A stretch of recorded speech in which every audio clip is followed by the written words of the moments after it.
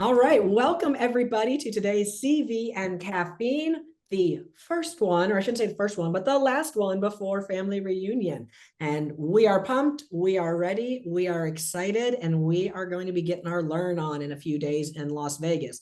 Hopefully, we will not be getting our flu on. So, if anyone out there is getting sick, go ahead and start buffering yourself now. Do not get sick. Take your vitamin C. Be ready. Do what you got to do to stay healthy and don't spread the germs. Because if you've ever attended family reunion or mega camp, especially family reunion, because it's in February, you know it can be a little bit of a germ factory. So I am Liz Landry, your KW Talent host today, and I will be joining these two lovely folks, David and Shelby, our frequent guests, to talk about career visioning and why it's so crucial that you attend multiple times. Right? The CV process is not something you master in one sitting, just like anything else. You don't get all of it, right? That 8-hour class is not going to be everywhere in your brain after the first time you take it. It's just no way. It's impossible, right? I can watch a YouTube video that's 60 seconds long on how to create a formula in Excel and forget it by the time I actually get my Excel box open to do it and have to watch the video 78 times. I can't imagine why we think we would be able to watch a 8-hour class that frequently. So let's go ahead and get started. So Shelby, let's just start with you. You come from a corporate background, and I've interviewed you multiple times on that and what you've done in there. And when we were doing our pre-talk just a few minutes ago before this session, one of the things you said was like, right, we're not going to remember this in 8 hours, and that corporate background has had such an impact on you. So talk to us about why you think people should take career visioning more than once. What do you think the frequency we should take it is? Who should be taking it? The floor is yours. So I would say probably have a couple of things to add. And first and foremost, as I was sharing with you and David earlier, I was a trained recruiter, not on purpose. I didn't pursue a career in recruiting, but I landed in a Fortune 500 financial services firm who hired me as their director of campus selection. So I was initially recruiting interns into a top nationwide top program, and then I started recruiting career changers. And I did that for 7 years. And I was trained over and over and over and over and over again on what they called a mutual fit selection process, which, by the way, mirrors our CV process.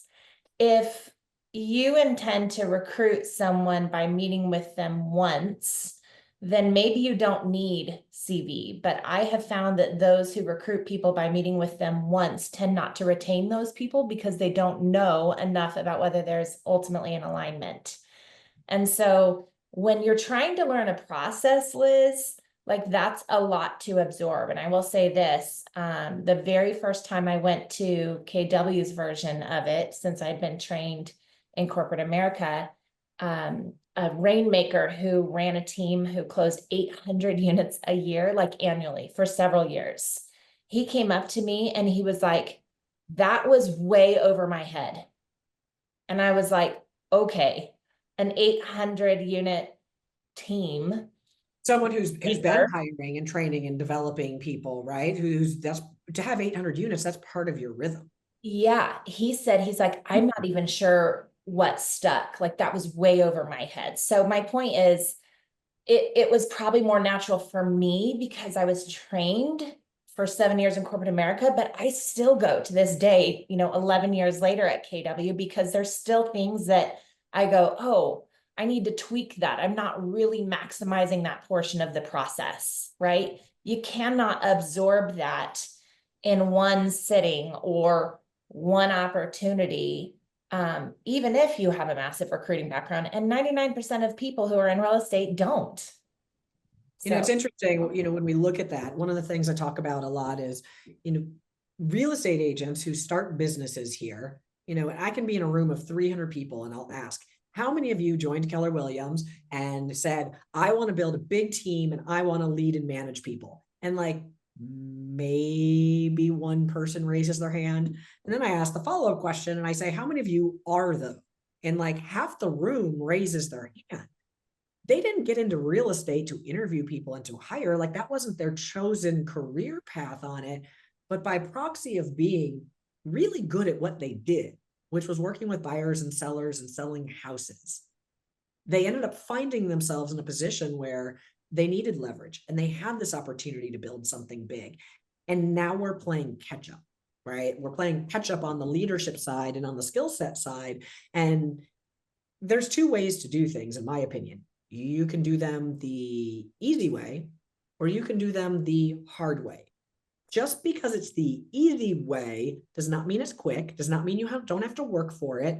But the career visioning path actually makes things really easy because Totally. it's a model that you follow that exposes all the things we go, well, how do I know if they're going to be good at that? Or how do I know if they're in culture? Well, you follow this model, and this model will tell you that. Or you can do it the hard way, which will save you a ton of time on the front end. We meet them once, like you said, we hire them, we bring them in.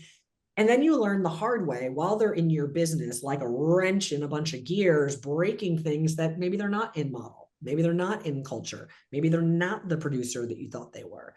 But now they're in your world and they're disruptive. So you can do things the easy way or the hard way.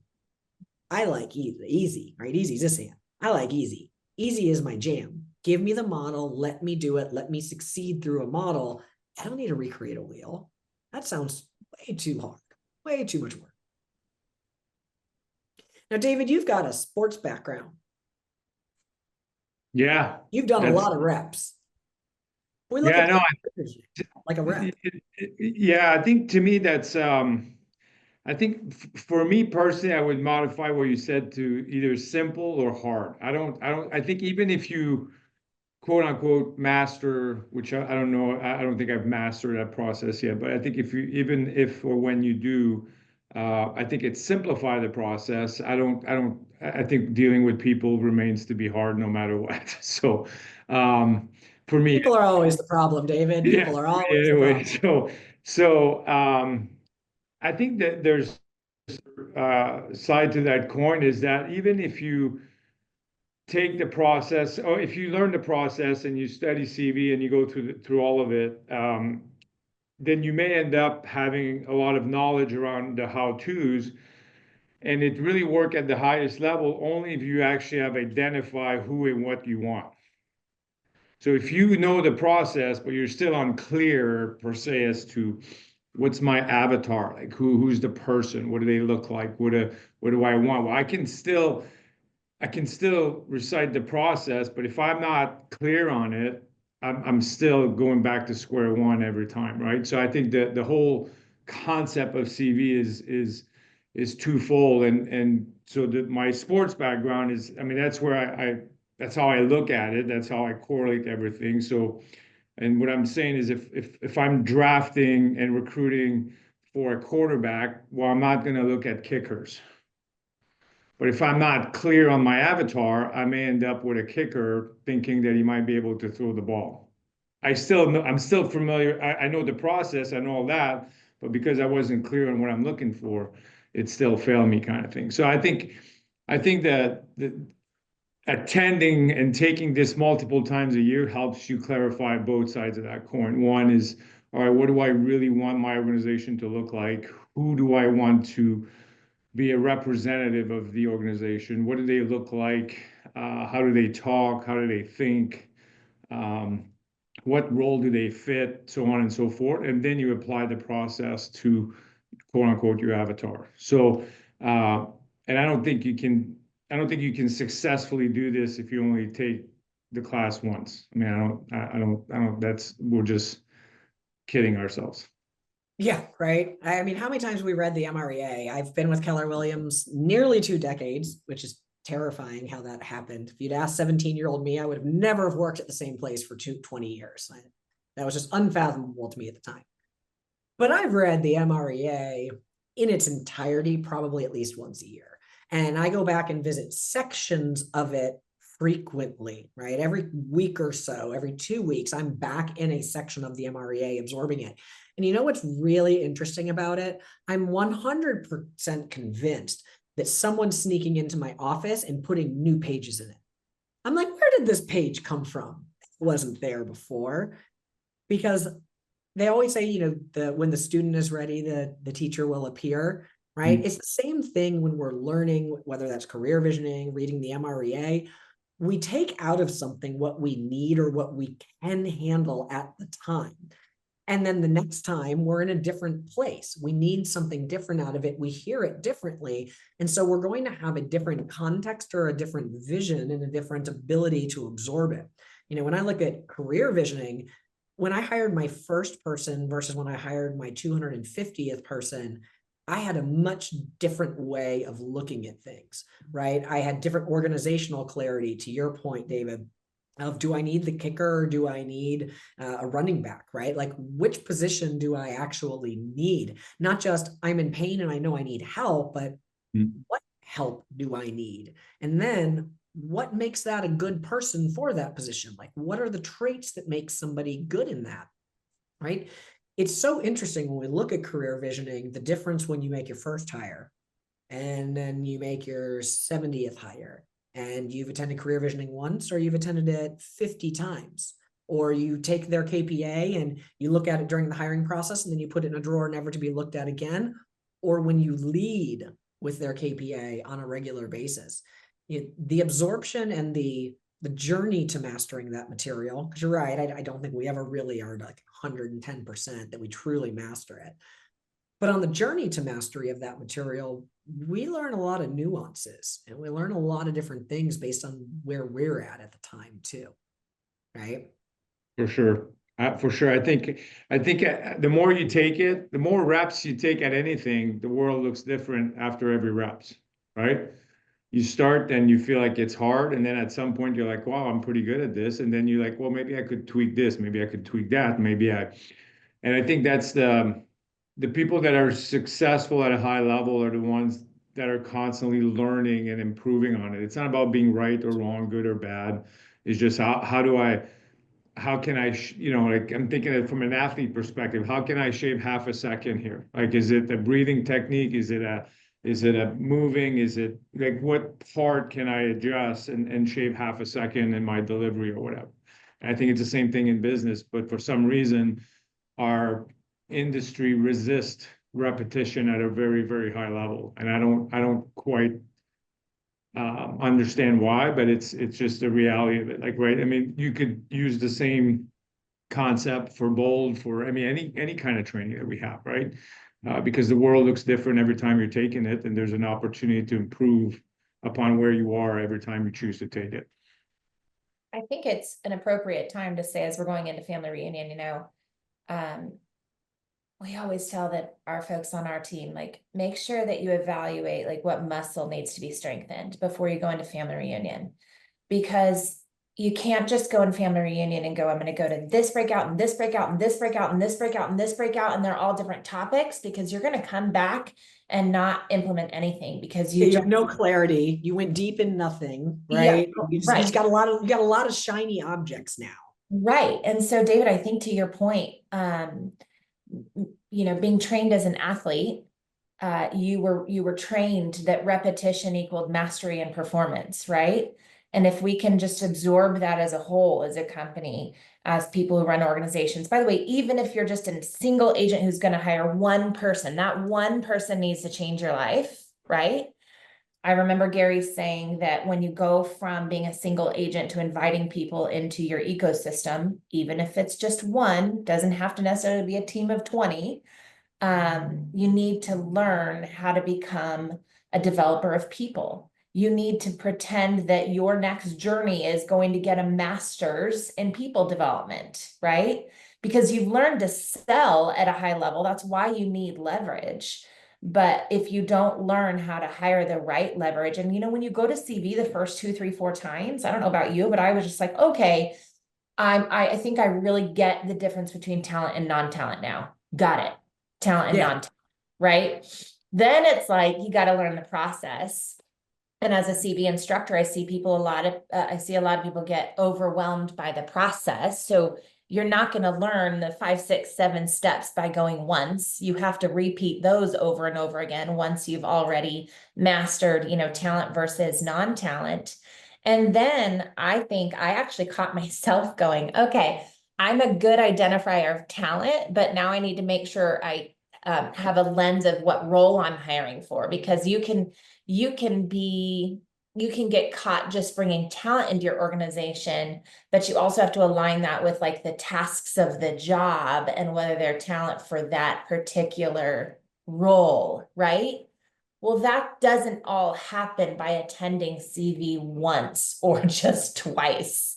I'm still reminding myself of those things even as I stand up and teach it, right? Yeah. I can't imagine that if instructors are still learning that there are students out there that don't have even a greater need to continue to master it. Well, it's, think about any time we lose somebody too, right? Somebody steps out of our organization, whether that was our decision or theirs. We always want to go through and we want to do what I call the autopsy, the postmortem, right? Like just we're asking the questions about what happened, right? And the very first question, the very first one is, did I hire the right person and was it for the right role, right? To David's point of, do I need a kicker or do I need a running back? To Shelby's point of, do they have the right skill sets for the role that I've actually decided that I need, right? Like, did I hire the right person? I talk to people all the time, who didn't hire the right person. They just didn't hire the right person. And they saw it on the front end, but their skills weren't good enough for them to feel confident that they knew it was a bad decision to hire that person. So they doubted themselves. They moved forward, they hired that person, and now they've got a wrench, right? A wrench going in the gears. But they didn't have the confidence. And confidence is just the experience of success felt over and over and over again. We don't get confidence by learning something once. We get it by reps, right? We get it by doing it correct over and over and over and over and over again. And it's not just reps in hiring, it's reps in studying, it's reps in role play, it's reps in practice. It's reps, right? Like that's going to make or break the difference on it. And it goes against the industry. It goes against the behavior of our industry when you think about it, right? Like we're by default as entrepreneurs, our instinct is to go do things, right? Like I got an idea, I'm going to go do that. Or there's a squirrel there, I'm going to chase this one and see what I can squeeze out of this one. And then I'm going to go do this, I'm going to do this. So the challenge is very few of the top people have a challenge of doing. Is the challenge is I used this week and I shared that with I used to do when I coached kids. I used to say proper planning prevent poor performance. There's very few times that lack of confidence or poor performance is actually because of the inability of the individual to do it. It's 9 times out of 10 in my experience, and when I get to that point, I can feel it. The reason why I feel weird is because I'm not prepared. Like I have to go back and look, why do I feel the way I feel right now? And then I'm like, I'm not prepared. I'm trying to wing this. I'm trying to do this and get through it, right? And I think that's what happens with CV. People like, I did it. Now I'm going to do it, but no one is planning for it. No one is reviewing it at the level that matches what they want. Right. So I want this bigger organization. I want to change somebody's life. I want to, right. So then the preparation has to match the level at which you want to implement the system. Otherwise, you're always going to have a gap. So that's why to me, the only logical way to make sure it matches is to do it multiple times a year so that you're always in sync between your preparation and what you want, then you're in sync to get what you want. Well, here's something on there that you just reminded me of to make sure we brought up as a key point too, David, is it's not just about are we taking it. If you've got a team and you have literally any intention of growing past your first hire, any intention of growing past your first hire, your team members, meaning your EA, even your very first hire, needs to be taking career visioning multiple times a year. Otherwise, you as the rainmaker continue to own that job and they don't know how to do it. And then we promote them to now a supervisor of our second hire, a transaction coordinator. They've never taken CV. They don't understand the KPA. And now you're constantly trying to fix the airplane while it's in the air flying, and they're not prepared, to David's point. We don't prepare them to actually own the role when the role shows up and the business demands that we have it. It's not just you, it's your team members too. And I talk to CEOs of major businesses in this industry, rainmakers of major businesses, right? People who have seventh leveled. And I'm looking at these key roles who are still owning way too much throughout the ranks in hiring because they never taught their key team members to be masters of this or to go on the journey of mastery of this. And they're not attending it twice. Rainmaker will be like, yeah, I've attended career visioning 15 times. Great. How many has your DOO attended it? Oh, they did a virtual once sometime a few years ago. And, they're just really busy.